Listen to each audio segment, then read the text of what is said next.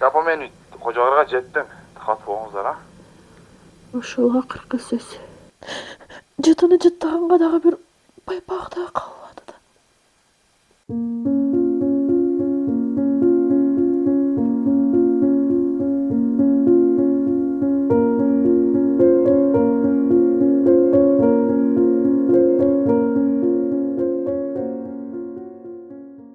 Bir жыл иштеди.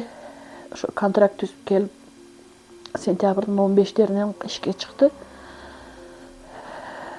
Ошол биякта иштегенде дагы жакшы иштеп, грамоталарды алып, кийин снайперине тапшырып, баягы немеге минометке өтүп. Bir жыл иштеди, отпускасы бүткөн күнү каза болду да.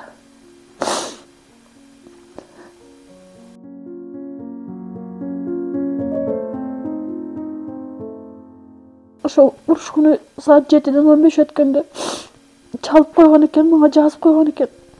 Апа, мен жакшымын, мени ылхак болоң деп.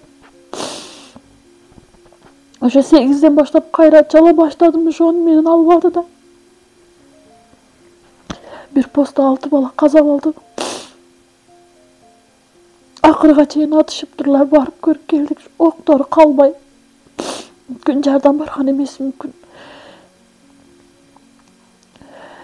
Ошону менен 3 күндөн кийин таап келдилер.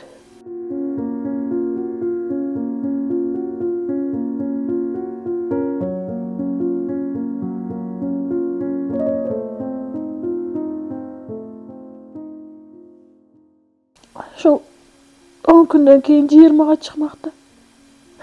Октябрда тою болот эле.